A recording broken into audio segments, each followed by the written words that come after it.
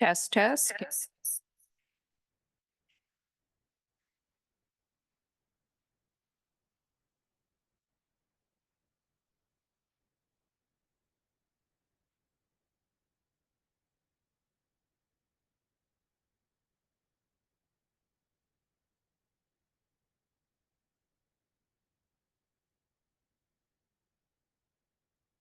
Test, test.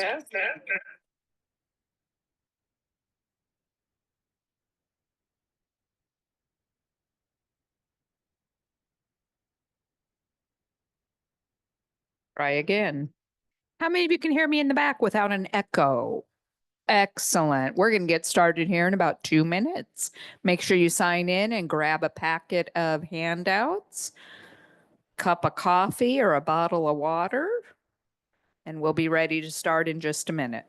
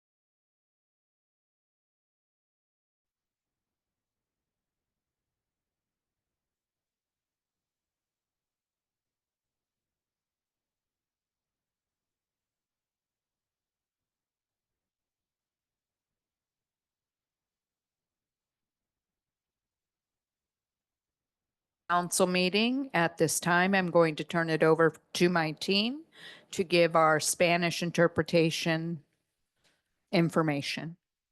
Buenas noches a todos. Para servicios de interpretación, favor de hacer lo siguiente si nos acompaña por teléfono o tableta. Primero, oprima los 3 puntos. Después, oprima la opción de Language Interpretation. Seleccione el idioma Spanish. Y después, deslice el botón de Mute Original Audio. Si nos acompaña por computadora, favor de hacer lo siguiente. Haga clic en el icono del globo localizado en la parte de abajo de su pantalla. Después escoge el idioma Spanish y seleccione Mute Original Audio. Si por alguna razón no nos puede escuchar, a favor de mandar mensaje por el chat box. We will now go ahead and call our meeting to order at 5:30.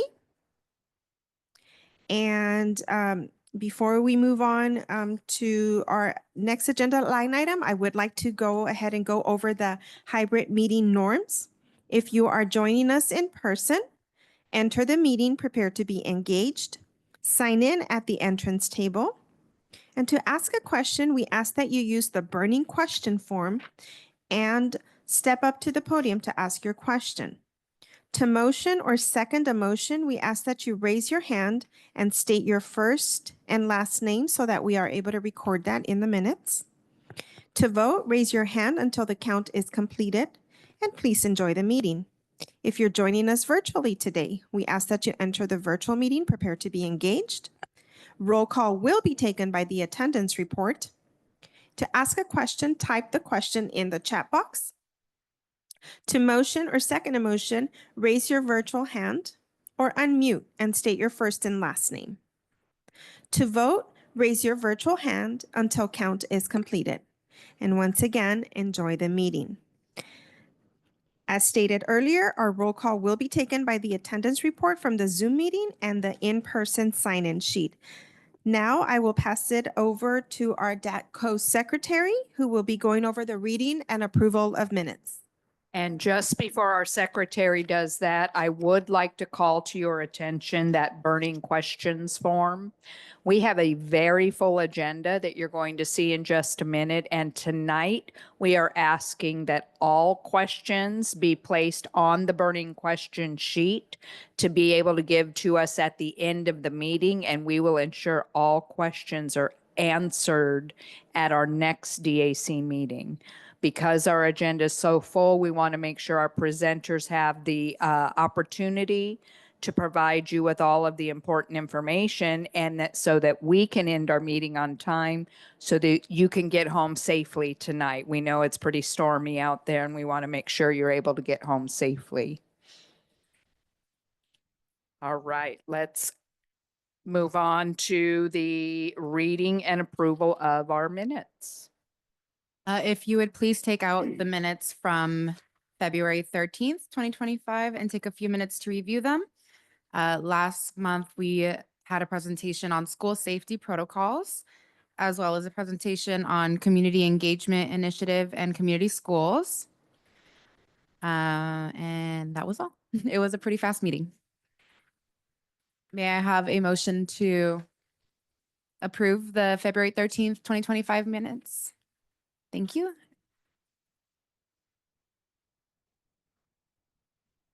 May I have a second?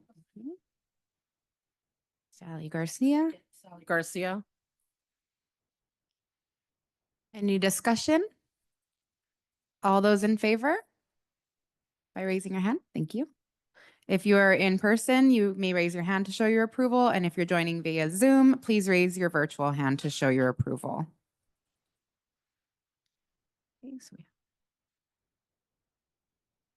Any opposed? And again, if you're in person, if you're opposed, please raise your hand if you oppose, and via Zoom, please raise your virtual hand. Any abstentions? Okay, motion carries. And we don't have the student representative, so I don't believe we have a student leadership advisory report to deliver right now. They may be attending our Latino History Beat tonight. That is a big event tonight too. So we'll move on to item number 7, because we have no old business. Okay. Our first agenda item is the Atlas program. The Specialized Program Department is here to present this information. Welcome. Let's give them a big hand, please. Come on down. Again, please take out that burning question sheet during the presentation. If you have questions for this presentation, please write it down and we'll make sure they get the questions and be able to get us the answers for our next meeting. All right. Hello, everybody. How you doing? So my name is Jose Acevedo. I am an Atlas liaison. Hi, everyone. My name is Stacy Felder, and I'm also an Atlas liaison. And so before we move on, next slide, Atlas stands for Access to Learning for All Students. So our program is under specialized programs, and Atlas specifically works with our students that are in foster care, facing a homeless situation, or that are unaccompanied minors, meaning they're not living with their biological parents, or they're not in the custody of a legal guardian through courtship. So our purpose is to remove barriers that allow access to equitable education for our students in foster care, homeless situations, and our unaccompanied youth. So what we work on is mentorship and guidance. You know, this is how we help our students succeed in schools. Mentorship can look like group meetings. So without really getting into a lot of the numbers, combined, we have close to about 5,000 students who are identified in foster care or homeless situations in our district at this time. We're always finding new students because it's self-reported through school sites and through our data confirmation online. So once we find our students, you know, there's 8 liaisons in our district and we have about 11 school sites each.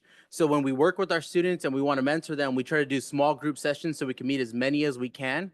When we provide guidance for our students, we try to do as much one-on-ones as we can. A lot of our students really need that support.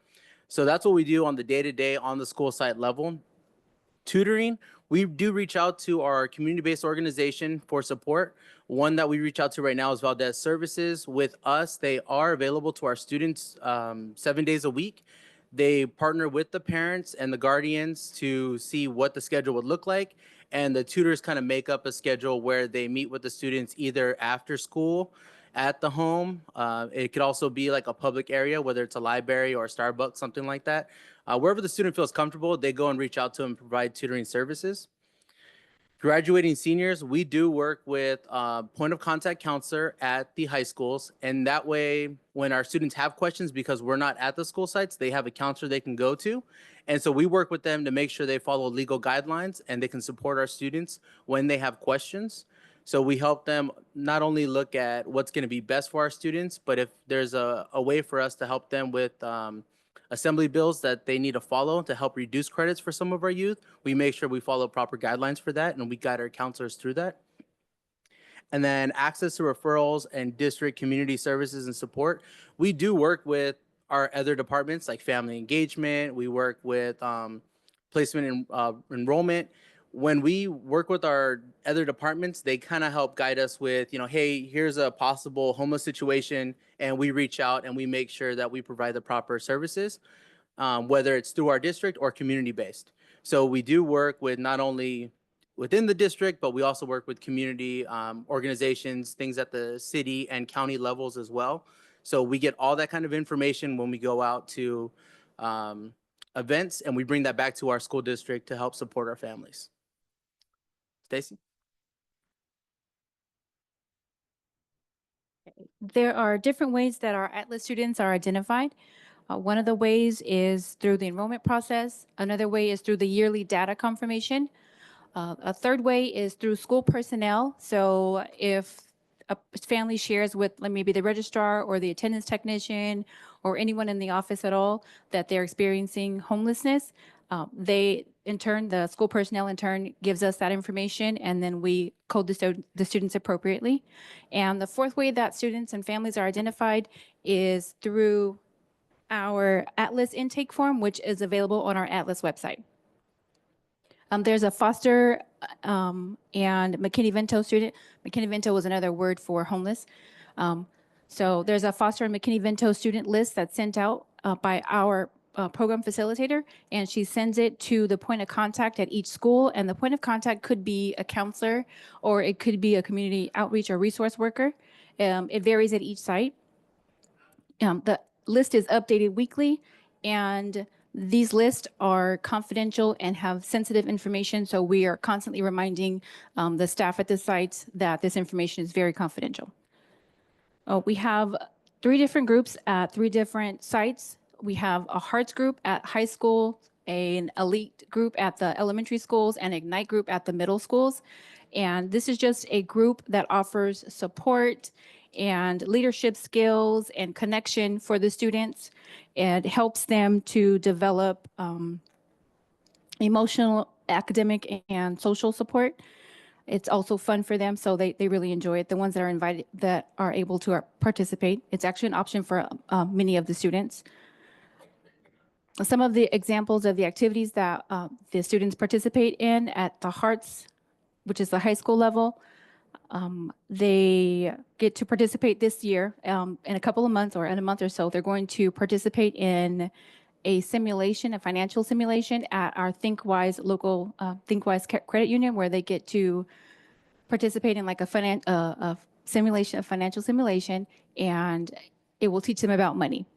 At the Ignite, our middle schoolers did vision boards, so they can get to kind of see where they want, what they want for themselves. It's a way for them to actually see things and to have like a visual representation of their future. And at the Elite level, which is the elementary level, we do getting to know you activities. We just had a Jenga tournament, which the students enjoyed very much, and it was for building togetherness for the students. Some of the events that the students participate in at these levels, the high school, middle school, and elementary levels, the Heart students, which is the high school students again, they got to visit the Cal State University campus and the San Bernardino Valley College campus. The Ignite students went to the Palm Springs Aerial Tramway last year, and we're hoping to get the elite students, which is our elementaries, to visit a college campus as well. Some of the Atlas resources that our department provides include school supplies and backpacks. So we have backpacks that we provide to each school. Every single school in the district gets an allotment of backpacks filled with school supplies. So those students that are in need can access those. The point of contact at the school distributes those to students that need them. For clothing and jackets and shoes, we have clothing closets that are available. We offer resources for clothing closets that are available. We sometimes get donations from different outside resources. So we sometimes have jackets, sometimes we have hoodies, sometimes socks. So it could be that we have some of those things, could be that we have none of those things. They're given out to the kids according to availability. We also partner with an organization called Shoes That Fit, and they help us to supply shoes to some of our students that are in need. We also have hygiene products. Sometimes our students don't have access to hygiene products, so we like to provide those when we can. It includes anything like deodorant, toothpaste, toothbrushes, body wash. Keep in mind that all those items are not always available, but as they're available, we do give them to our students. And for transportation, our department also supports with transportation for students that are in homeless and foster situations. The students who qualify are able to we're able to provide transportation for. Each circumstance is different, so eligibility depends on is on a case-by-case basis. For instance, if a family relocates from perhaps this side of town to maybe the north end of town, we would be able to possibly request transportation for that student so they could continue to attend their school of origin.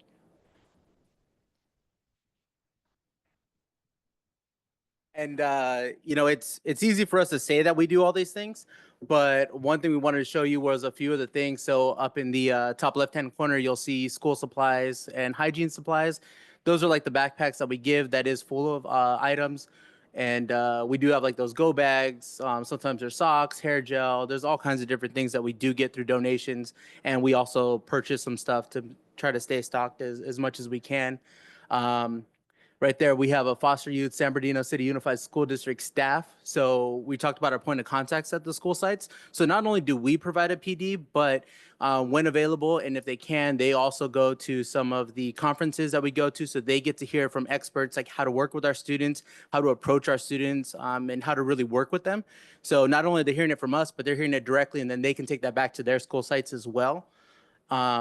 And then you'll see us at the informational booth right there. We did at a holiday event. So, we're providing information, and we try to, do everything that the district is doing as well to kind of get all the words out, to get the word out to all the families as much as we can. And right there, the Hearts Ignite and Elite, that was actually something that I did with some of our Ignite students at Pacuma. And so we do get them together, and it sounds like we're just kind of playing games with them. But some of these things we really try to take it back to how they can really be successful in life and how they can be successful on campuses as well. So in this case, one of the things that we went over was being able to choose their attitude is like their superpower. So we remind them that, they can pick their attitude. It is their superpower. So no matter, you can't control certain things, but you can control your attitude. And so we just kind of work with them on stuff like that.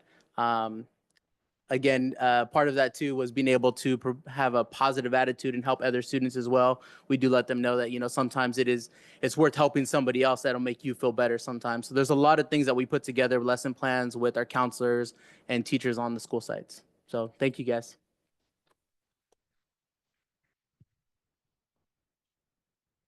Thank you. That was also Let's great. give information. them one more big Sorry. applause, please.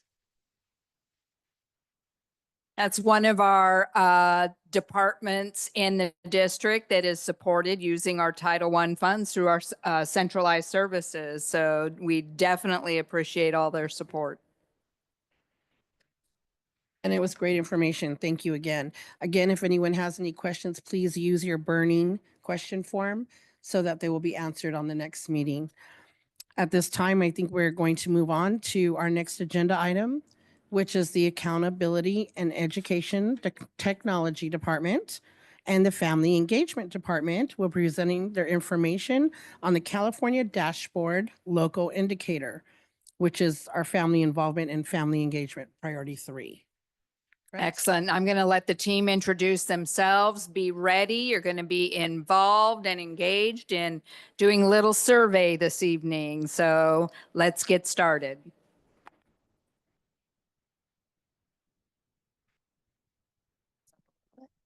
Good evening, everybody. My name is Heidi, and I'm from the Accountability and Educational Technology Department. And what's really great this year is we partnered with Family Engagement, and I have Gina Perez with me today. And we're going to talk about the local indicators, priority 3, parental involvement and family engagement. Okay, next slide, please. Has anybody seen the California Schools Dashboard? Raise your hand if you have. Yes. So this is available. This is a website that is provided to any who wants to know more about our school district or particularly our schools within our district. And what we are doing, which is highlighted in red today, is local indicators. And we need your voices and your opinions and your thoughts to help us complete this survey tonight. Okay, so go ahead and next slide.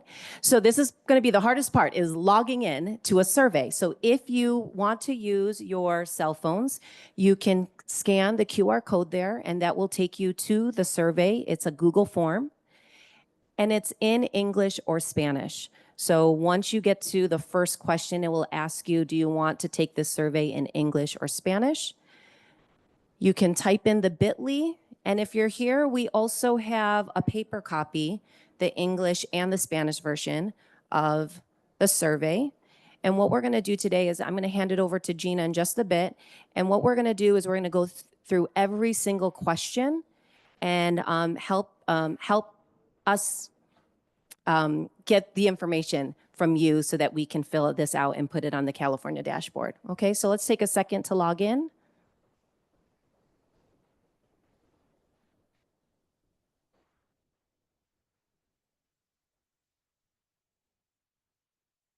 And if we could just do maybe a quick thumbs up that you're on the survey, kind of give us a reading if we're ready to move on. And then we have Elena from our department as well. She'll be coming around if you need some help.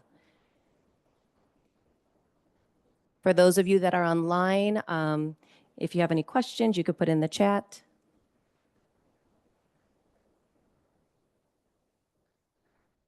And we'll continue to walk around and help you get logged in, but we'll go ahead and continue. So let's move to the next slide, please.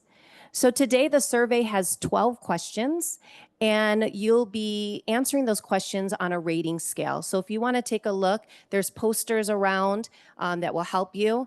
But it's a scale from 1 to 5. So 1 being the least, 5 being the most. So thinking about these activities, these things that are happening around our district. If it's a 1, exploration and research, that may mean they're kind of talking about it, they're exploring the idea, but it's in the first part of implementing it at schools. Then you can see the 2, they're kind of beginning to develop it. 3, we see the implementation of these activities.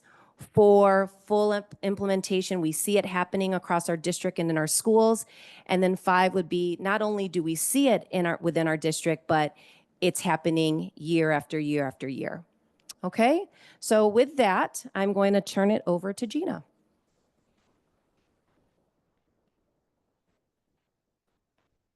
Thank you, Heidi. Don't everybody clap at once. I appreciate that.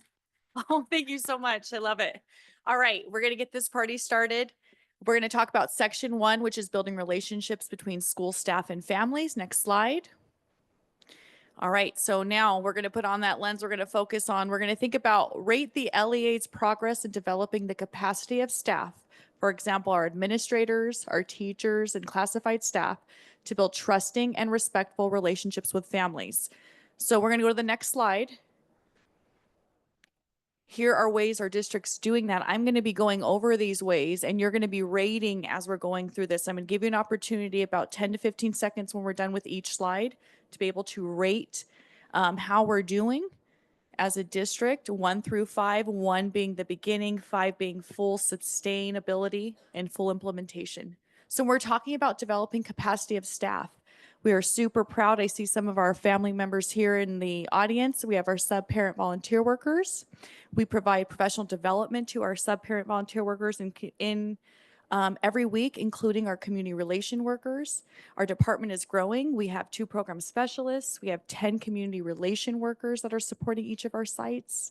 We're working with our administrators. We're going to their ALI, which is their professional development. We're working with our teachers, our TOSAs, our literacy coaches, our AVID leads. We're helping them to have a better understanding of what family engagement is. We're working with all of our sites, and we're working with our departments. So departmentally across the district, we're working with everybody to really support developing the capacity of our staff. All right, you're going to take this next 10 seconds to rate our developing capacity of staff.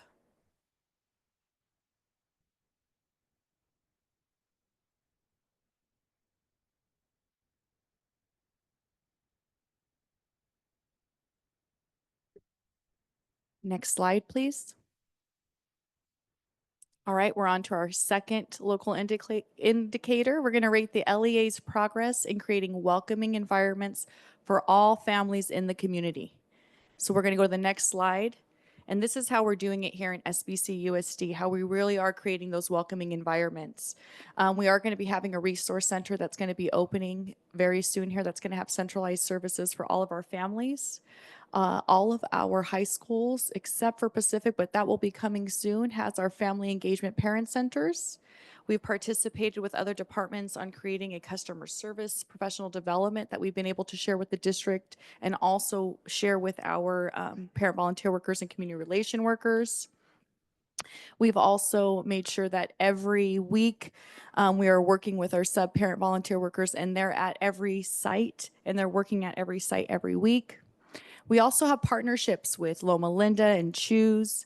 We're making sure that any decisions that we're making are data driven. So we're using our Panorama data, and that information that we're receiving from our Panorama Family Survey is the information we're receiving from our families in order to make the decisions of what's best for you, for our community, based on what you guys are providing for us. We also have our SPAC. We've really utilized as a department and district Parent Square and Aries. So we're doing a lot when it comes to welcoming our environments. We're going to give you the next 15 seconds to rate. 1 being our lowest score, 5 being our highest.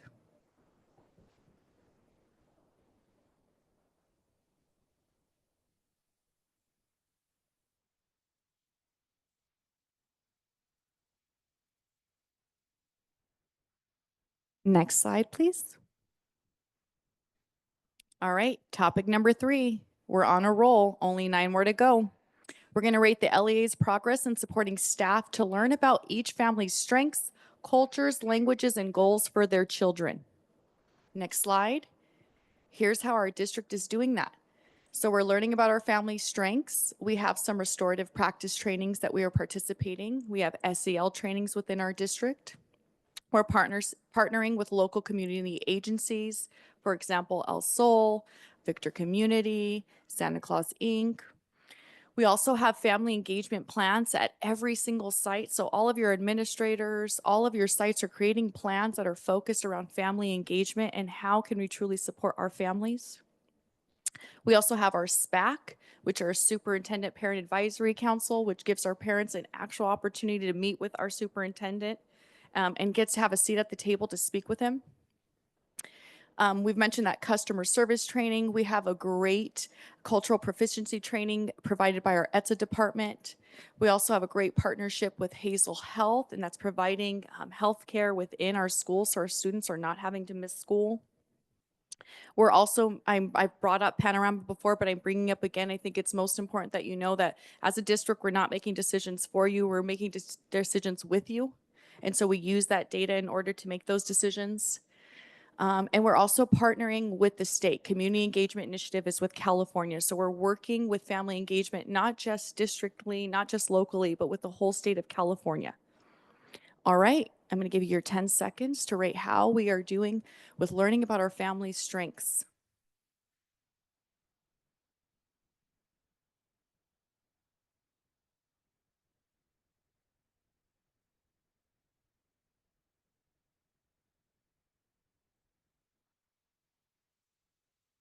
Next slide, please. Topic 4, we're going to rate the LEA's progress in developing multiple opportunities for the LEA and school sites to engage in two-way communication between families and educators using language that is understandable and accessible to families. So our next slide is going to show you exactly how our district's participating and supporting with two-way communication, which includes Parent Square. We have ARIES, and when we talk about two-way communication, that means our schools are not just communicating with our families have the opportunity to communicate with our schools. We also have our parent advisories at each of our sites, our SSC, our ELACs, our APACs. We have our SPAC feedback form. Any feedback that's provided during these parent advisory sessions, we're given that information so that way we can make better decisions on what we're providing at these workshops. We want to be sure that the content we're providing is the content that our community is asking for. We've also, we've done different signage. If you're here in person today, you can see we've even created the signs for the rating scale because we want to be sure that this is understandable. We want to be sure that the input that you're providing is completely, is understandable, and most importantly, is true to what you believe. And we also have our family engagement website, which is accessible 24/7. And we have our Making Things Go Right. We always put our Making Things Go Right up there because that was created by our parents for our parents. And what it does is it shows our parents the most effective way to communicate with the district. All right, you've got 10 seconds.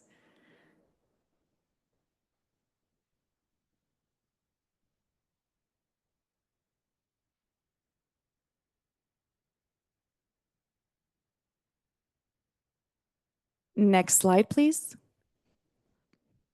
All right, section 2, we're going to focus on building partnerships for student outcomes. All right, topic 5. We're going to rate the LEA's progress in providing professional learning and support to teachers and principals to improve a school's capacity to partner with families. So what does that look like? How are we developing our school capacity so that they can partner with our families? While our department is growing, we're excited because we got an assistant director, which has been able to support us with our secondary family engagement and with our community schools. We also have sub-parent volunteer workers at each of our sites that are receiving professional development weekly. We also have been participating, like I said previously, in working with our administrators by attending their ALI. We've been making sure that we're having informed decisions not only at the sites but at the district level by utilizing our panorama data. We've ensured that we're partnering with community partners so that way it's easily accessible to have resources, relationships, and get those needs met for our families within our community. We have partnerships with our district departments. Family engagement, we're in everything. Family is a part of everything. And so we take pride in knowing that we get to partner with our district departments. We also utilize our Parent Square. We're going to talk about the fact that we have our SSC, our ELACs, and our APACs are another opportunity to develop that school capacity. And lastly, I'm going to bring up that we are really excited that 6 of our schools were granted the Community Schools Grant. So those are ways that we're developing school capacity here in San Bernardino City Unified School District. You've got 10 seconds.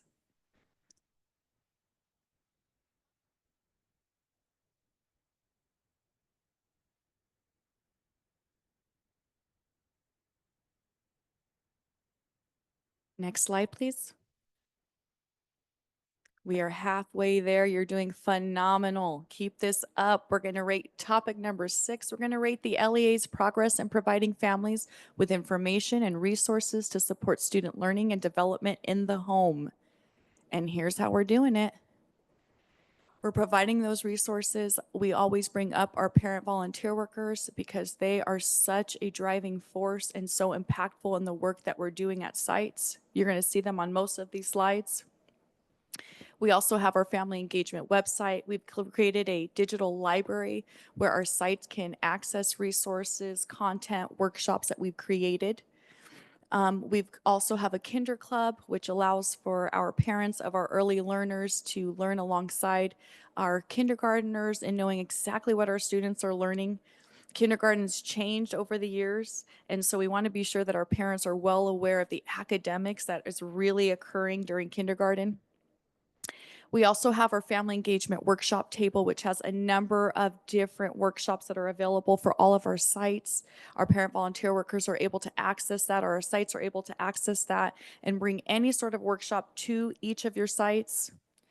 We've also have our program specialist workshop table. So in addition to working with our families, we're working with our educators, our teachers, our classified staff, and our principals, so that everybody has a real true understanding of what family engagement is and the true impact it has on academics. We've also made sure that we support in resources. So that might look like diapers, food distribution. We have a great partnership with Santa Claus Inc. in providing our families with resources throughout the year, not just during those holiday seasons. We have our winter resource fair. We have transportation support. We have an early literacy workshop. As a department, as a district, we're really trying to have a holistic approach to our families and to our students to ensure that we're able to truly make the most impact. All right, 10 seconds.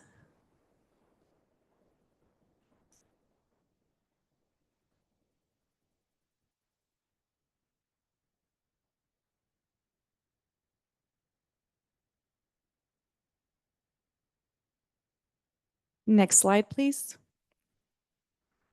All right, we're on the final 6. We've got this. We're going to rate the LEA's progress in implementing policies or programs for teachers to meet with families and students to discuss student progress and ways to work together to support improved student outcomes. And here's how we're doing it. For elementary, we are working with both our teachers and our parents to be prepared for parent-teacher conferences. So when you're sitting there in that 20-minute conference session, our parents are communicating just as much as our teachers are. We're making sure that our Making Things Go Right is present at schools, which is the resource that our families made in order how to communicate effectively with our district or with our sites. We have early literacy workshops that are focused on our 6-step phonics routine, which is the phonics routine that all of our elementary students are participating in order to achieve those early literacy skills. We have Family University, Level Up, which are all academic-based programs that we can have at each of our sites. We've been participating in our home visits. We've been doing our testing workshops. And our newest resource that's going to be coming out is the 50-50-95, which has been created by our SPAC and our parent leaders of what our parents believe are the best strategies in order to achieve our 50-50-95. All right, 10 seconds.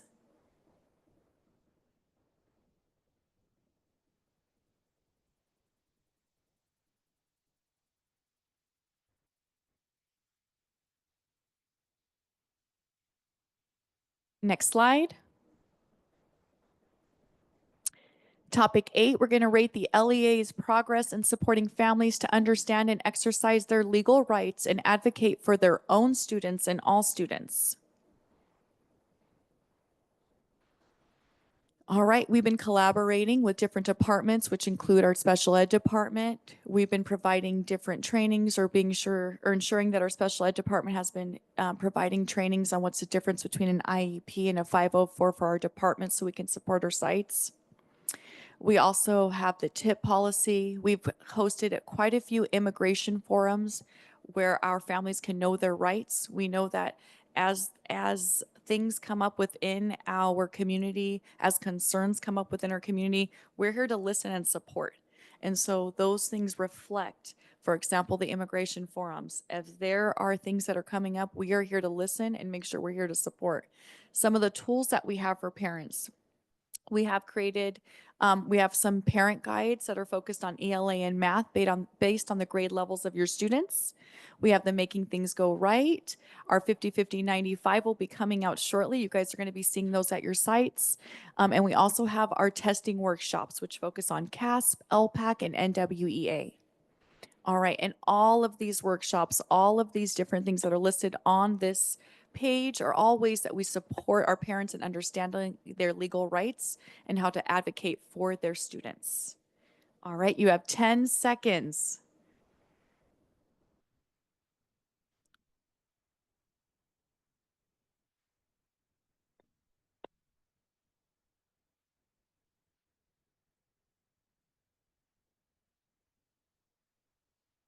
Next slide, please.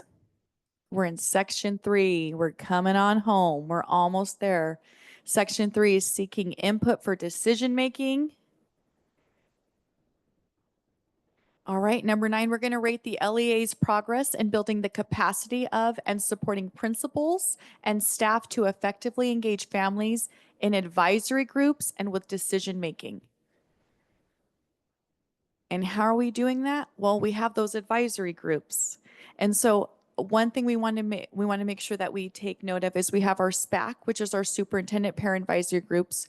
We also have all of our district level parent advisory groups, which provide our parents the opportunity to provide input on any of the topics that those advisory groups focus on. Additionally, we have our parent leaders luncheon, where our parent leaders are able to come in and provide input on the topics that we'll be discussing at the parent advisory groups. And we also have ALI, which is our Administrative Leadership Institute, where our administrators participate in that. All right, go ahead. You have 10 seconds.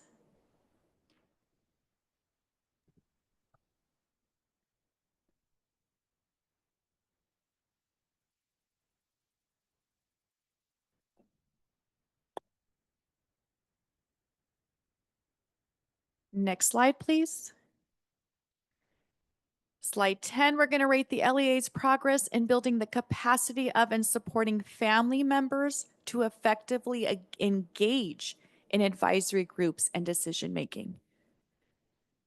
All right, so how do we effectively support our families with advisory groups and decision making? Well, number 1, we provide those platforms at both the site levels and the district levels.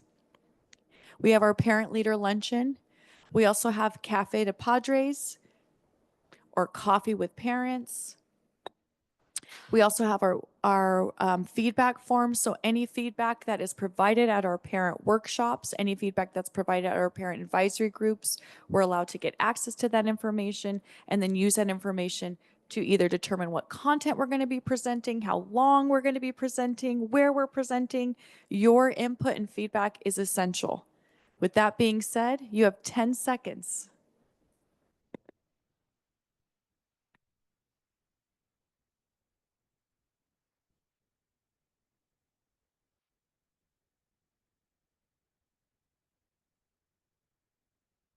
Next slide, please.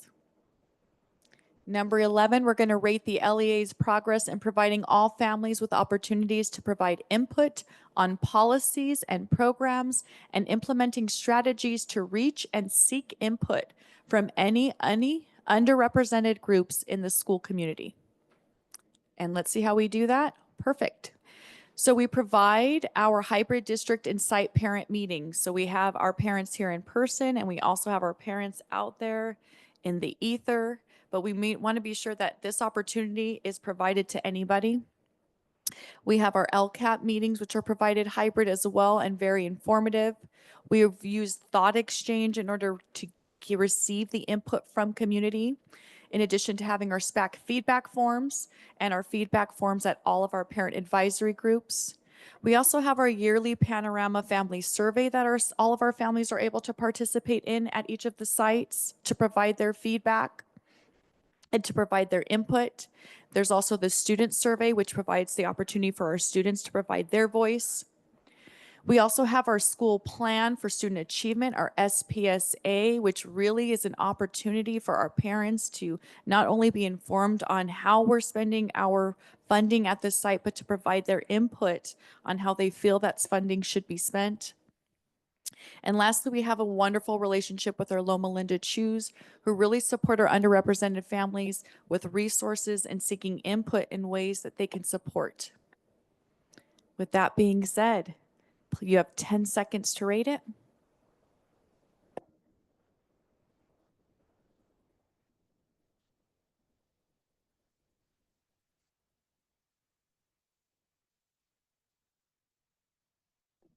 Next slide, please. All right, we're almost there. Slide 12, we're going to rate the LEA's progress in providing opportunities to have families, teachers, principals, and district administrators work together to plan, design, implement, and evaluate family engagement activities at school and district levels. All right, so we have our single plan for student achievement, our SPSA or our SIPSA, which is a perfect opportunity for all interested parties to really work together and have an aligned vision on what it is that they would like to achieve that year for the school. We also have our SPAC, our Superintendent Parent Advisory Council, where they've created wonderful resources to support all of our families, which include the Making Things Go Right, how to prepare your child for testing, and how to prepare your student for testing in secondary. We have strategic planning meetings. We have fabulous LCAP meetings that are informative that we are able to receive everybody's input. We have our parent district and site advisory meetings. And lastly, we have our parent-teacher conferences, which provide that opportunity for our parents and our families to work together with the site. With that being said, take this last 10 seconds to rate number 12.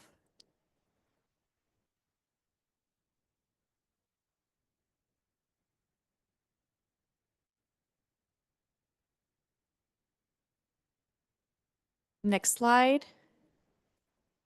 Thank you guys so much for your time and your effort and your energy. And please know that thank you so much for putting this information out there, because without it, we really wouldn't be advised in knowing how to move. So thank you guys. Thank you guys out there in the internet. We appreciate it.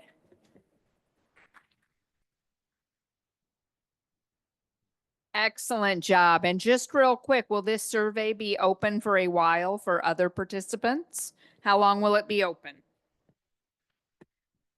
Yes.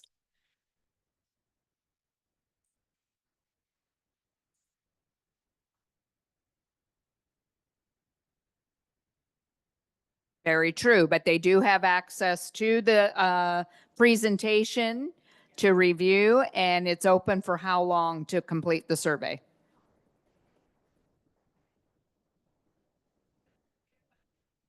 We will get that information to you. That way, those of you who are not right here right now will have the opportunity to complete that survey, and all of you can take that information back to your school site councils, your ELACs, and all the parents at your school site to be able to go into this survey and give their feedback as well. So great job. Thank you again from AET and Parent Family Engagement Office, another centralized service that we use our Title I funds for. Nice job. Next item on the agenda, please. Yes, thank you. Excuse me. We're going to move the next item on the agenda will be the Director of Categorical Programs, Kimber Sargent, who will be presenting information on differentiated assistance, comprehensive school improvement, additional target support and improvement, targeted support and improvement, and equity multiplier. Thank you, Kimber. Good golly, Miss Sally, what a mouthful. Thank you. Thank you so much. I know you guys thought I was the LCAP person, but well, here we go with a few more things. Education has this great value where they like to add in additional acronyms and shorten those big mouthfuls of words. So tonight, I do not have my LCAP hat on for this portion. I have a few other hats on. So I want to make sure I just point out these acronyms because not only could they be new to you, but they also, some of them sound very similar. And so this, for some of you who go on tour with me and you visit multiple district meetings and I presented before, this might be a review of information. For some of you, this might be the first time that you're hearing this information. So we want to encourage you to use that burning questions form because I am going to mention specific school sites, and that might be a school site that you're a representative for. And you might have questions about what that might mean for your school site. So starting with the first acronym, ATSI, you will usually hear at the school site this referred to as ATSI. You may also hear it called ATSI, ATSI. That's additional targeted support and improvement. You may hear this is actually going to be at fewer schools, so we'll just have one school under this program, CSI, You'll notice the SI carrying in both of those acronyms. This is comprehensive school support and improvement. And I'm going to actually skip down to the bottom to TSI. So TSI is targeted support and improvement. ATSI, CSI, TSI. So similar sounding, but they actually are 3 different programs. So I'll be going over that tonight. DA, differentiated assistance. In our LCAP presentations, we have talked about differentiated assistance before.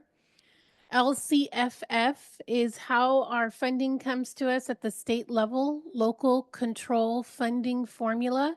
It's a formula used to give a per student amount based on their grade level and demographics. So those will be the main ones for tonight. Next slide. And it all comes back to the California dashboard. So very grateful for Heidi opening us up with California dashboard. This takes us right back to California dashboard because schools are identified for these programs using the data from the California dashboard. At this time of the year, we're getting ready to enter testing season. It's on the thoughts and minds of our educators, of our school leaders. Our students are beginning to hear information. If they're an English learner, they're likely taking their state assessment called the LPAC right now. And those state assessments that we take each year in the spring, those results are come out on the California dashboard. We see results for our academic indicators, ELA and math, chronic absenteeism, college and career indicator, English learner progress indicator, graduation rate, and that's our 4 and 5 year cohort rates. Coming new this year, we reported status only, but this will be the science test will be on there, status and change next year. So they actually will have the same colors that you see at the bottom. You'll see that for science as well. And then our suspension rate. So a lot of information captured about a school that we study after the fact, used after the fact to analyze whether the things that we're doing are making a positive impact on our student data. So if you're on school site council, which many of you are on school site council, or you participate in the development of the school plan, you should be having regular conversations about the school dashboard. Every single school has its own unique dashboard, and there's a dashboard for the district as a whole. So those are 2 different dashboards. It's on a public platform. So if you Google California dashboard, it will actually come right up as the first response. You can click on the link, type the name of the school, and it'll give you that information. Some of our families are looking at next year enrollment already. They might be transitioning from elementary to middle school to high school. You may have participated in the lottery and your student will be attending a different school under the lottery program or one of our signature programs. And you want to look ahead and see that school's information. You do not have to be a parent of that school to see it. It's public. So if your student participated in the lottery and will be going to Rodriguez, you could put in Rodriguez Prep, and you could put that into put the city of San Bernardino, and you'd be able to see their data. So it gives you a look ahead of what type of school you're going into. On this page here, you've had this information before, so this is review. I'm not going to go over it a whole bunch, but this is our district dashboard for those indicators that we reviewed. They do go on a scale from red to blue based on the progress that we're making. That's not the proficiency or how well we did, it's the progress that we're making. So you can see the areas where we are in yellow or orange. We have no red areas. This is the first time in the history of the California dashboard for our district that we don't have any red areas. And we see that type of improvement happening not just at the district level, but also at the school level. Yeah, that's a definite hand clap. That's a lot of hard work. We're a very large district, 44,000 students. It takes a lot of effort on the part of our students, our educators, our administrators, our families to move those dials. So a lot of what you heard tonight already from our Atlas department and from our family engagement team, it's those kind of supports that are helping to meet all of the needs of our students, be it an academic need, or be it a social emotional need, or even something simple as hygiene supplies. We're really looking at our whole child to determine what needs they might have. Next slide. So based on the California dashboard, you've heard me present this year on differentiated assistance, or DA, and that was for our African American students. And that was in the area of Pupil Achievement Priority 4, Language Arts and Math, and School Climate Priority 6, which was our suspension rate. So we have in our LCAP goal number 21, which addresses differentiated assistance for African American students in all grade levels. For 25-26, this is the time of year. We live in a current year, but we're already also thinking about next year.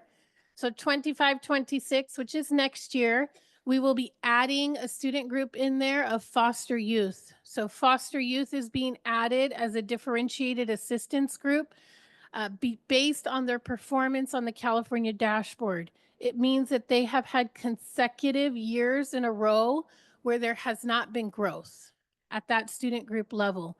It's in the same areas of ELA and math and suspension.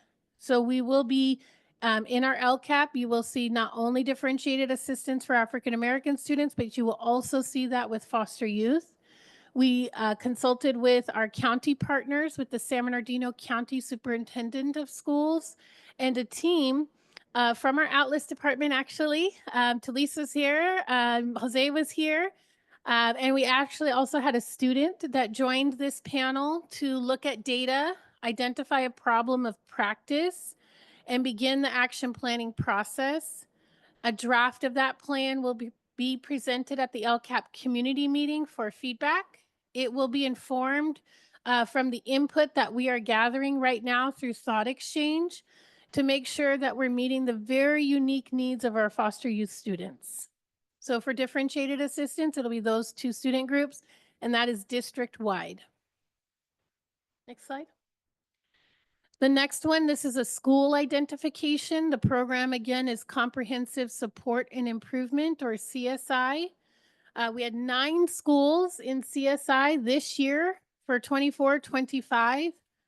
All of those schools, except for one, will be exiting CSI. They've made significant progress in multiple areas that they no longer meet the eligibility requirements. So they will be exiting that program. For those schools, when they are doing their school plan for student achievement, they're reviewing that California dashboard. They're looking at their areas of growth. Does it mean that they're perfect? Does it mean that they've totally reached the apex of excellence? No, it means that they're moving in the right direction and what they were doing was effective. So they're going to look to see what they'll continue, discontinue, or modify for the coming school year. The identification is based on your school-wide metrics. So for ELA, for math, for suspension, for chronic absenteeism, this is where you're going to see an identification for CSI, excuse me, CSI. And the school that will be continuing will be Shandon Hills Middle School. Dr. Torres is our new principal there over at Shandon Hills. She has revamped her master schedule, provided training for her teachers at the Tier 1 and Tier 2 level, and she is rocking it. She is ready. She's bringing with her a wealth of experience from the secondary level at the high school, bringing that down to middle school because she knows where they need to get to. So she's building in those supports to help make sure we're closing those gaps. So we're excited to see the work of Dr. Torres as she implements this plan with her school community. But for next year in 25-26, we will only have Shandon Hills. Next slide. This one might seem like a little bit longer of a list. However, last year, see, I've already moved on. 24-25, current year, we had 29 schools that fall within the Additional Targeted Support and Improvement Program, or ATSI. And you can see here the list is much shorter. The difference between CSI and our ATSI is CSI is a school-wide problem where you have reds in the school-wide. ATSI are student group. You have reds at the student group level. So you look at the individual student groups, and if the majority of their indicators are at the red level, then they would meet the criteria for ATSI. So the schools continuing in ATSI, you see those listed there. If this is a school that you are a DAC representative for during your SPSA development, you should be looking at your student groups that are in red, and in your action plan have actions assigned to meet the needs of those student groups.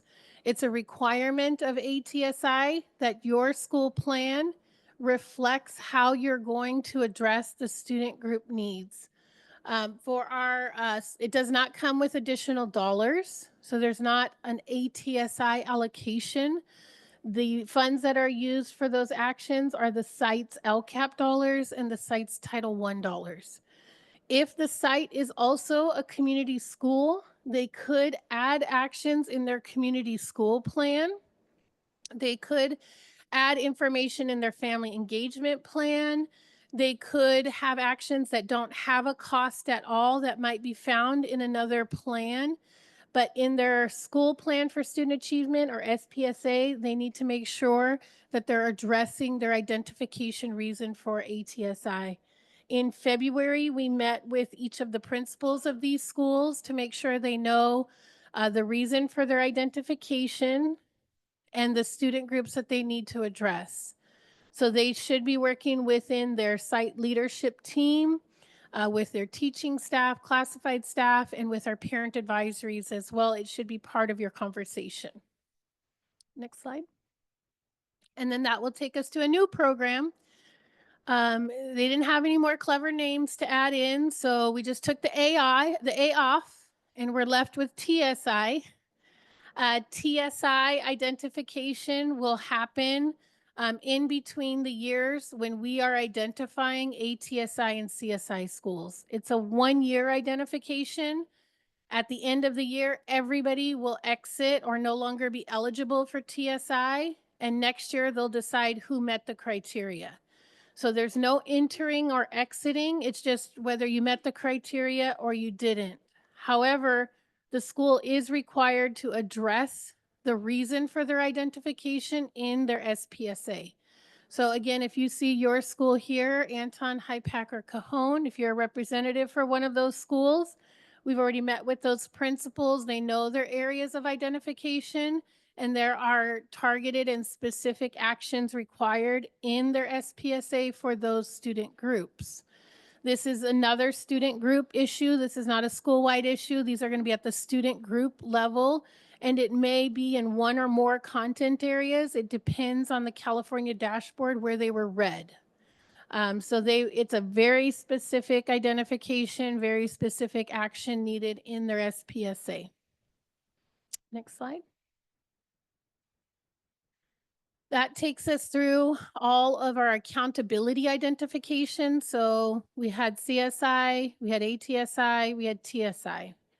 What we have now is our equity multiplier program. You do not have this in your presentation because I have presented this so many times. I feel like you guys could present this with me, the same information.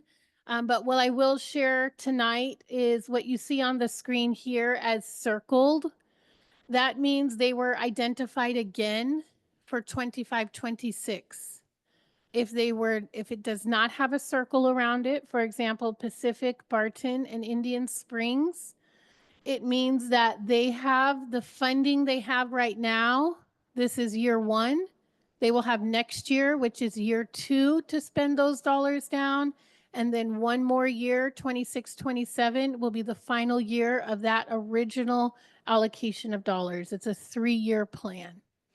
So they do not get any additional money, but they do have the full 3 years to spend those dollars towards the needs at their school. The needs at their school that they have to address is every red on the dashboard. As I started with, everything goes back to that dashboard. That's where we want us all to feel comfortable and in a space where we can look things up, because it all is coming back to what is being put on the dashboard based on the data. So if it has a circle around it, for example, Del Vallejo, I'll take in the middle. Del Vallejo was identified this year and received an allocation of dollars. They have 3 years to spend it. That is their first cohort. They were identified again, and they will receive a new set of dollars. That is their second cohort. For most of our schools, the allocation is over 500,000, so it's a significant amount of money meant to be spent over a 3-year period. Your school should be engaging with the school community to gather feedback, to say this is how we were identified. We want to hear from you. Here's what we have. If they have a cohort 1 plan, here's what we did and here's what our data is. Should we continue with this? Should we do something different? Is there something we're missing? And if they have a cohort 2 identification with a new allocation of dollars, what should we do to address those issues? Each cohort, cohort 1, is based on the 2023 dashboard. Cohort 2 is based on the 2024 dashboard. So although Del Vallejo, for example, is in our first cohort, the areas where they were red might be different in the 2023 dashboard versus the 2024 dashboard for cohort 2. It is probably the most simple program in legislation and the most complicated in implementation. So we are doing one-on-one meetings with our schools to make sure they understand how they were identified and what areas they need to address. And they will be using the platform Thought Exchange to gather input. So if one of your schools that you represent is listed up there, as you go back to your school site, please ask them, can I have the Thought Exchange information so that I can give feedback? Your voice helps shape what the school does. And so those are for our equity multiplier program. So although it was a very big mouthful that Miss Sally gave us of CSI, ATSI, TSI, and equity multiplier, we breezed through it. You guys are experts at this. We do have the burning question for them though, so I encourage you, write any questions that you might have. I'm happy to reach out to you, get you that information. We'll share also at our next DAC meeting. And that will take us to the next agenda item. I'm going to start again, so I'm just going to stay right here, but I'm going to pass it over to Miss Sally to introduce the next agenda item. Thank you. Thank you, Kimber. That was a lot more for you to say than me. Again, once again, I'm just reminding everybody, if you have any questions, I know there was a lot she covered, please use your yellow form and they promise to answer those questions in the next meeting. Thank you again, Ms. Kimber. The next agenda item is the multilingual program department. And categorical programs department will be presenting this on Title I, Title II, Title III, and Title IV. Is that correct? Program evaluation. Yes, ma'am. All right. All right. I don't have my LCAP hat on anymore. But I also don't have my CSI, TSI, ATSI, or equity multiplier hats on. I'm going to put a new hat on for you. This one is going to be Title II. So we're going to do them out of sequential order. For those who love sequential order, I know this is difficult. But rather than me getting up and then coming back down and then getting back up, we're just going to stay with me here. So we're going to start with Title II. This will be the second presentation for Title II. So some of you may recall sharing this information previously. The purpose of Title II is around professional development, recruitment, and retention of our teaching staff and our leaders. Our allocation in our district is a little bit over 2.6 million. At our last presentation, we shared some monitoring data, and I know you get information like water through a fire hose, and I don't expect you to memorize that information, so it's in this presentation too. So it's just to remember where we've been and the information that's been shared. Also, you might not have been able to join us that night, but if you go to the next slide, you'll see that throughout the year we have gathered feedback. Any meeting to me is an opportunity to gather feedback. Any interaction with a parent, a community member, a teacher, a principal, a student is an opportunity to gather feedback. It doesn't take a formal meeting specifically for gathering feedback for me to count it.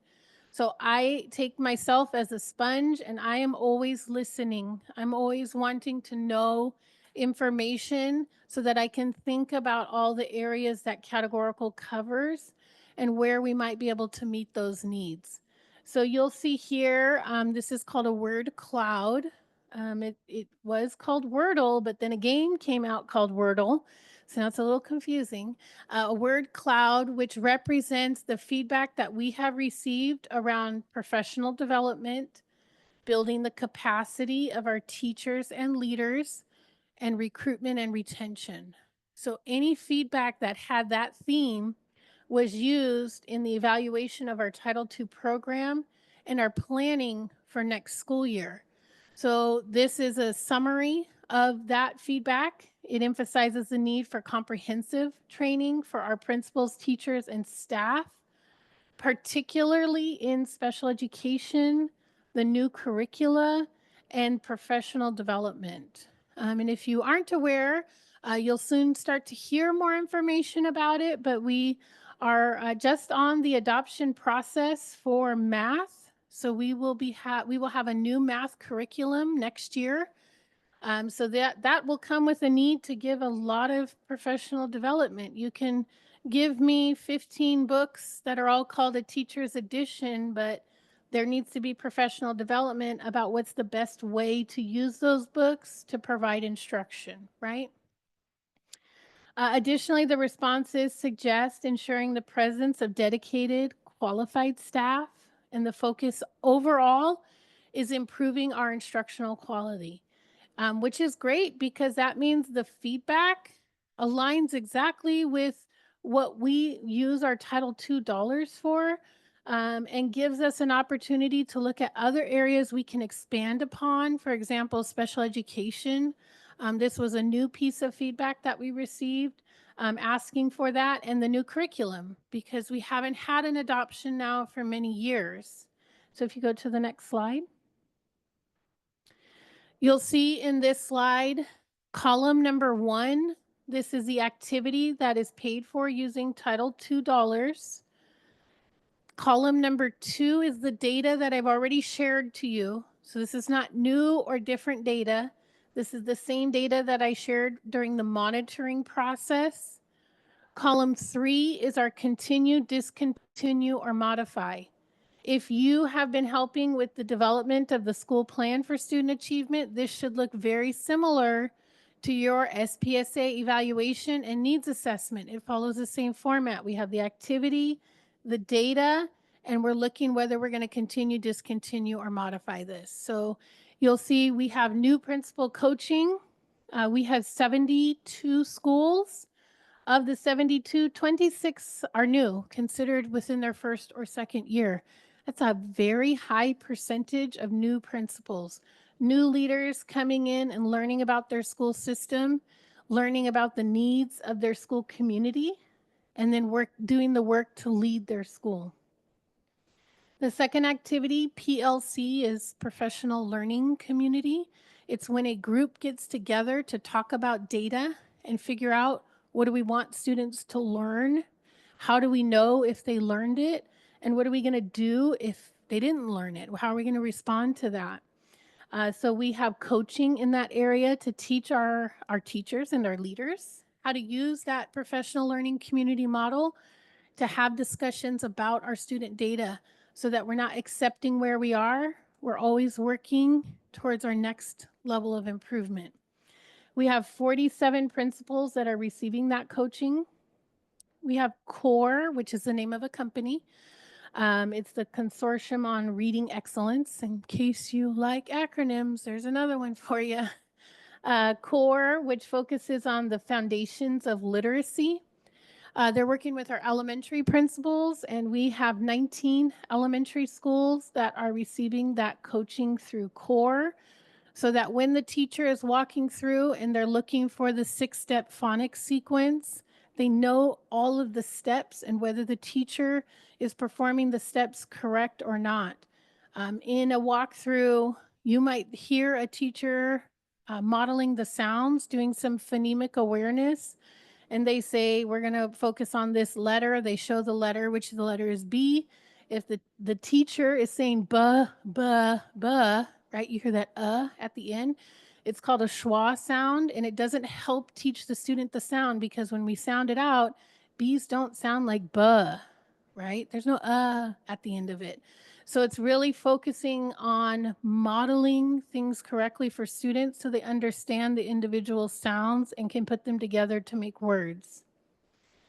Item number 4 is NWEA, which is the assessment all of our students take from 10th grade, from TK all the way through 12th grade. They take this in reading and math, and that helps to inform our small group instruction, our interventions, our enrichment programs, and gives us an indication of how they're going to do on the state assessment. We have 13 schools that are currently working with a coach in professional learning communities on how do we use the data from that assessment to plan instruction. So we're not just giving a test and moving on. We're using the test to identify where our students are, what are our gaps, and what are we going to do next about that. So those are our areas in the first portion that will continue, making sure aligning with our feedback and allowability in Title II. Next, you'll see program specialist and 2-day teacher training. Our program specialist, that title, is a teacher that's not in the classroom to teach students. They're out of the classroom to teach adults. They're still teaching. You still need that expertise in teaching, but they're now directing that toward an adult versus a student so that we have in-house experts. We don't have to hire out companies to teach about math or reading or even categorical items. These are our program specialists. They are content experts. They have all the knowledge to be able to pass that on to the school to build their capacity. So we have that, and then our teachers have 2 days of training at the beginning of the school year to start off the year, let them know what the focus is, what our expectations are. This year, the focus was on Kagan. This is a model of instruction that is really grounded in collaborative conversations, movement, and engagement, so that our students aren't just sitting and receiving information like you are right now. This is not Kagan. So our teachers are engaging them in the learning process. So they had 2 days of training for that. Next slide. That will complete Title II. So that hat goes off and we put the new hat on, which is Title IV. Title IV, the purpose of it is to provide a well-rounded education, and that has 3 areas of allowability. They call them buckets. So you'll see here, anytime I talk about Title IV, there's going to be a bucket. Our allocation is just over 2.2 million. The 3 areas of allowability are safe and healthy students, well-rounded education, and effective use of technology. That is not new information. That's review information that I have already shared when we did the monitoring. Next slide. You'll see here the feedback.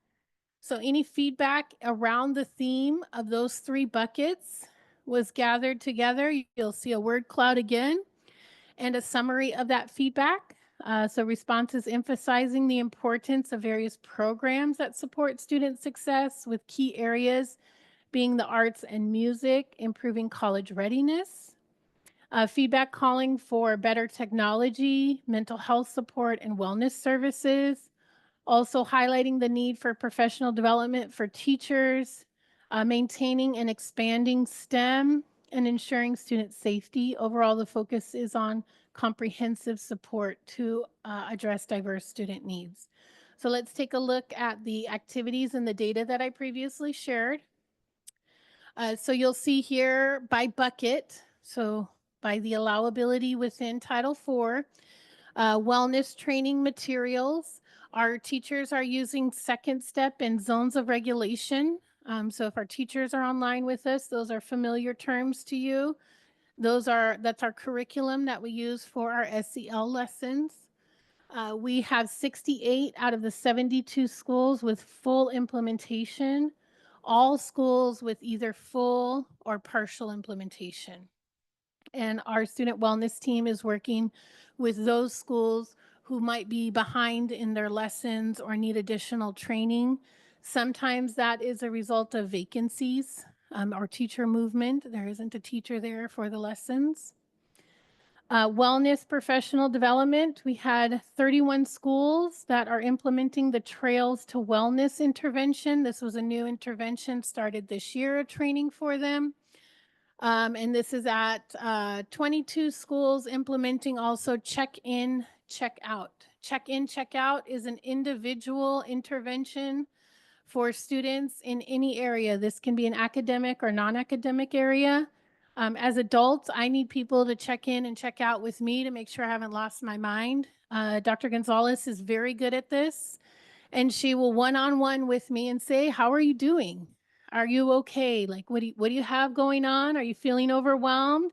And I will vent to Dr. Gonzalez about all the things we have going on, and then she will give me support in response. So check in, check out is the same for students. You might have students who are struggling with attendance getting to school. So you check in, check out with them like, hey, you know, we got the alarm clock, we got it all set. Like, how has it been working? So it's really a connection with the student. So the student feels that individualized support. The second box there being itinerant counselors. Dr. Bikendova has been here to DAC to present on the Undercover Anti-Bullying Team, which has an acronym UABT, in case you want to add one to your list. Undercover Anti-Bullying Team, we have 2 counselors now that were added because it has been such a successful intervention that help to train the staff at schools so they can implement that intervention. We also have college student interns and guest teachers supporting not only our safety office, but also our undercover anti-bullying team implementation. They're really there for support when we have events or large-scale trainings. We have our literacy fair tomorrow on Saturday. So if you're going to be there Saturday, you're actually going to see our college student interns for the safety office there, helping to make sure everybody's safe and healthy and can enjoy the event. So you'll see them live in action. Next slide. Next is STEM professional development. We provide books and training. We are highly focused on a training called C-STEM. C-STEM is an outside conference. It's a very short one. The teachers go to this. They actually get a certification. We now have 75 staff members that have completed this certification. We've gone from 0 to 75 in 1 year. So we've been able to really expand to multiple schools to start to bring in those STEM concepts to instruction. We've also purchased materials and furniture as we add STEM labs at different schools, and that is done little by little. Furniture is very expensive. The materials are very expensive. It takes a lot of planning with facilities as well. So our Title IV dollars are supporting those. And then at Barton Elementary, we have an arts program there, and there's a teacher that provides art instruction in addition to their normal visual and performing arts program. This is an added layer that was part of their turnaround arts program. Lastly, on this page, we have our college and career coordinator. This person works with work-based learning apprenticeships. So our high school students, getting them into the workforce of the pathway that they're in so that they get hands-on experience of what they are learning in their pathway, but they get paid in this work-based learning apprenticeship. She also partners with our community organizations in building connections for our students and our schools so that as we implement our pathway, we have industry experts that are there to ensure what we are teaching and what we are providing matches what the industry is expecting. Next slide. Next, you'll see here accountability and educational technology. We had Heidi here earlier today from that department. These are program specialists, which I've already shared what they do. They go to the schools to help provide training. A lot of their focus has been on the interactive panel TVs that are in classrooms. So if you've done a parent-teacher conference and you've seen a large TV, the teachers needed training on how, because it doesn't just show things, you can also touch and make interactive lessons. So they're providing training not just in the technology side, but how do you use it for an educational purpose? We purchased infrastructure, some technology pieces to make sure that we have those in the classroom. And then, of course, professional development so that our experts can continue to train at the school level. Next slide. And that'll let me pass it over to Mrs. Tagashi for Title I. Thank you for having me tonight. We're almost there, guys, almost there. Let's give Miss Sargent a big hand, please. She wears lots and lots of hats in our district to give us all a wealth of knowledge on all of our programs, and we appreciate her. We're going to take a look at the Title I program now, which all of you are familiar with. So this is going to be a review. Our district is provided with a little over $32.1 million to utilize for our lowest achieving students. And 85% of those funds are at the school level. And you as school site council members are involved in developing the school plan for student achievement to utilize those funds for the students at your site. Next slide, please. 15% of those funds, as you know, have been reserved at the district level to implement other parts of programs here in our district, such as the Atlas program, which you heard from earlier today. We have the staffing in that program who are funded with our Title I funds to support our foster youth and homeless students. And you can see this slide is set up very similar to the Title II and Title IV slides, where the activity is in the left column there, that first column. All the data is in the center column, and then our continue, discontinue, or modify column. So in the center column, you'll see data from 2023 and 2024, and this data comes directly from the California dashboard. You'll see that our Atlas department has been supporting 525 foster youth and 2,877 homeless students in 23-24. Currently, from the 24-25 data that we have on hand, our foster youth count is at 339. There may be more since we're further into the school year. And then our homeless population is at 4,097 students. So our staff is working hard to provide them with those resources that you heard about earlier. And the feedback that we have received, of course, is to continue those services for those students.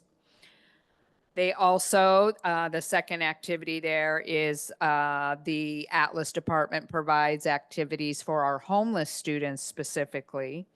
And of course, those activities that were outlined earlier will also continue. So we want to make sure that our foster youth and homeless students are well serviced, and partly with our Title I funds. Next slide, please. Next, our centralized services also support our family engagement department, which you heard from tonight, as part of our priority 3 input during that survey, they described to you the many ways the Family Engagement Department helps support our parents and families throughout the district. In this slide, you will see the family engagement staff that is provided through the department, and that staff includes some clerical staff such as secretary and clerks, and then we also have our director, Dr. Gonzalez, who is part of that staff. In 23-24, our family engagement department offered many trainings, and many of our families participated in those trainings. And you can see that in the 23-24 school year, nearly 10,000 family members participated in those offerings across the district. To date, 3,385 family members have participated, and we know that that count is going to continue going up. This was our most current data. But our families are always involved in those offerings and participating in trainings. Also, family member attendance workshops are offered, and our families participate in those workshops to find ways to improve their student attendance across the district. Our family engagement office, the feedback that we receive is our families want to continue those supports, and so that is our evaluation for that piece of our family engagement department this year. Below that, you will see program specialists in the AET department, and this was mentioned a little while ago that some of them are in our Title IV program, funded with those Title IV funds. Some of them are also funded with Title I, and they provide the same type of service to provide that professional development to our teachers across the district on how to use the technology that all of our classrooms have now to better support instruction for our students. And you can see the data there that relates to our English language arts and math data. And the feedback that we've had is, yes, please continue that support. I don't know how to use that new inline screen. Every time I look at it, please help me. Where do I touch? So those services are being asked to be continued as well. Next slide, please. Our Title I program centralized funds also support our department, the categorical programs department, not only our director and myself, the coordinator, but our team of program specialists who are out at the school sites assisting all of our principals and teams in their Title I program, helping provide all of the legal and technical assistance that's needed to develop that school plan for student achievement, make sure that school site councils have been established and maintained, and those meetings are being held according to the California Department of Education guidelines, as well as the federal government guidelines. And so we have our staff and our program specialists who support us in that work across the district. And I don't know what we would do without them. So we are going to be continuing those services as well. Next, below that, you will see program specialists. Again, those teachers that are teaching other teachers, right? These program specialists are specific to our elementary instruction and our secondary education departments. Those departments are the program specialists who work specifically with our grade level teachers and our content level teachers to help build their skill and knowledge so that they can incorporate much better lessons in their classrooms. And so, as Ms. Sargent mentioned earlier, we're going to have a lot of training coming up soon on that new math adoption curriculum, and those program specialists will be quite heavily involved with all of that training. And again, along with professional development, we use our Title I funds to provide those professional books, as well as some professional contracted services. and guest teachers so that our classroom teachers can attend the professional development. So our Title I funds support putting the guest teachers in the classrooms while our core teachers are attending those trainings. And again, the feedback we've received is yes, please, please continue with that professional development.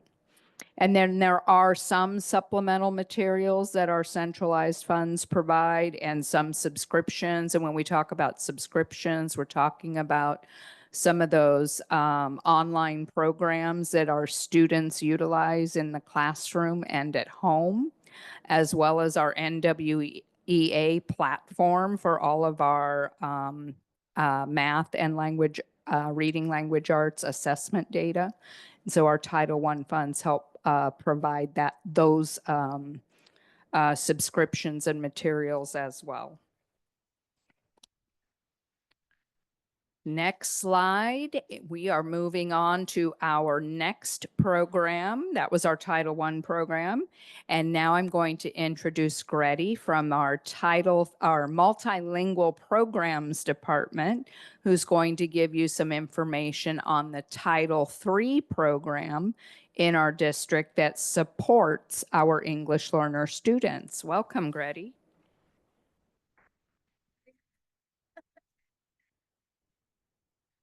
Good evening. Thank you so much for staying. My goodness. My name is Greti Sanguino, and I am a program specialist for multilingual programs. And like it was already explained to you, I'm not in the classroom anymore. I'm working with coaching and working with adults, especially teachers, working with our English learners. Okay. So we are going, let me just adjust this a little bit. So I'm just going to talk to you briefly about how we utilize Title III funding to support our English learners, okay? So one thing that we do is that we have hired EAs. EA stands for Educational Assistants, and they are number 3 because they deal with language. So right now we have educational assistants working at elementary and secondary level, and they are assisting students who speak Arabic, Cambodian, Spanish, and Vietnamese. And we're using a push-in model, which means that these tutors, we used to call them tutors a long time ago, they go into the classrooms and they are sitting right next to students, translating lessons or helping students to understand content, okay? If you look at the feedback, the feedback says that we are in favor of continuing providing this service for our English learners. Another way how we use Title III funding is to purchase instructional materials for our students. We have bought Lee and Low fiction and nonfiction books. And these books come from a publisher that specializes on publishing books that are multicultural. So these books addresses culture, and they address like phonics, specific phonics that we have, for example, in Spanish. We have also purchased LPAC materials, practice. LPAC is a test that our English learners have to take in order to be reclassified. So we have purchased practice books for teachers to practice with students. We have also bought reference materials for teachers to use when they are working with their English learners. Teachers also have licenses for Rosetta Stone, and I don't know if you're familiar with Rosetta Stone, but students, we're using these licenses for students who are just that have just arrived to the country. We call them newcomers. So they don't speak any English, and we are providing them with licenses for Rosetta Stone so they can start learning English. We have also purchased a STAR. This is an assessment, an online assessment. It's called STAR. So it's the STAR Reading Online Assessment. And we're also utilizing this assessment to reclassify our students. Okay, so we're using the LPAC, which is a test. and the STAR reading assessment in order to reclassify our students. Let me see, I'm just looking at my notes. Okay, we're also using Title III funding to support teachers. That includes coaching for our for teachers that are working with English learners. We are doing a lot of walkthroughs, and we are providing support for teachers that are working with dual immersion, that are working in dual immersion classes. And we are trying to provide them with best strategies to support English language development. Schools are also receiving extra funding to provide better or higher education for our English learners.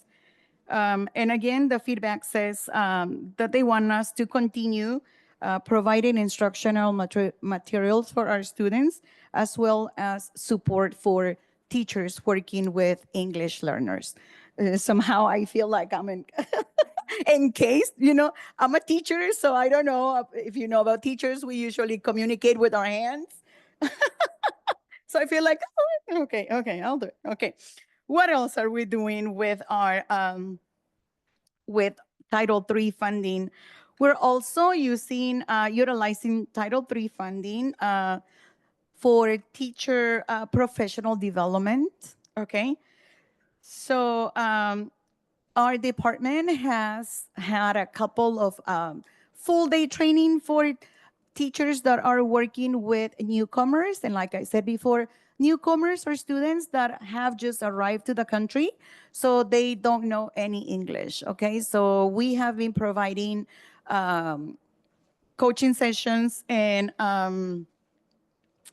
professional development for teachers so they can learn how to better support the students that are just arriving to the country, and they have different, I know that when I say that, a lot of us will think about Spanish or Spanish speaking students or students that are just coming from Mexico, but we have students coming from different parts of the world. So it's not just providing support in Spanish for our newcomers, but we are providing support for students that speak a different language, maybe Cantonese, maybe Vietnamese.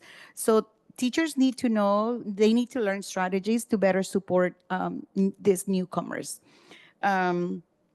We have also provided training for teachers, special education teachers that are working with English learners. We call them those are the dually identified students.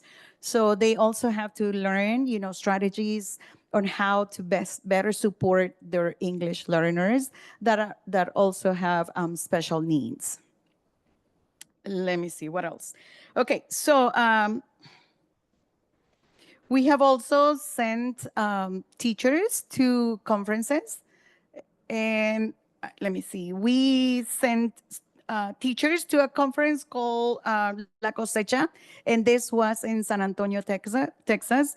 So again, these conferences are for teachers that are working with students that speak a different language, a language other than English. Last month, we sent students to a conference called NAVE, and I think that this was in Atlanta. And then the next conference for dual immersion teachers or bilingual teachers, teachers supporting newcomers, however you want to call it, is called CABE, and it's going to take place this month, the last week of this month, okay? We have also sent teachers to Kagan conferences, and I think that somebody already covered Kagan, okay? So that's what we have. And it's also, the feedback recommends continuing providing professional development for teachers as well. What else do we have here? Okay, I spoke to you a little bit about reclassification and about how our students have to take a test called the LPAC and also STAR. And we have a little bit of data here for you. If you can read it. But as you can see, we are going from 2021 2022 to 2023, 2024. And as you can see, the percentage of English learners that have been reclassified in those years, the number has been increasing. So our students are doing a really, really, really amazing job. And not only our students, but also our teachers, because teachers are supporting them in order to get reclassified. And I have to tell you, the LPAC is not an easy test. It's a test that is divided in 4 different domains. It's reading, writing, speaking, and listening. And it's a very long test. So our teachers are doing a fantastic job preparing our students for the LPAC, and our students are doing really, really well. Okay, so what else do I have here for you?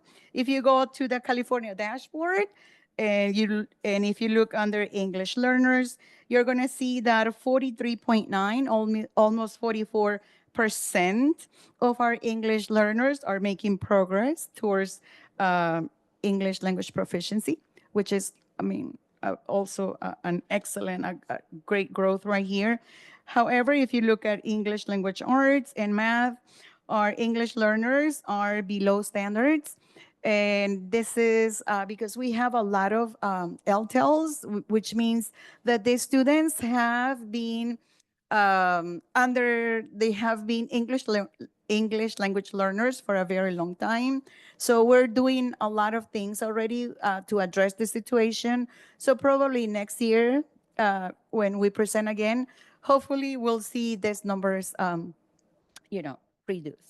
So this is all that I have. Thank you so much for your attention.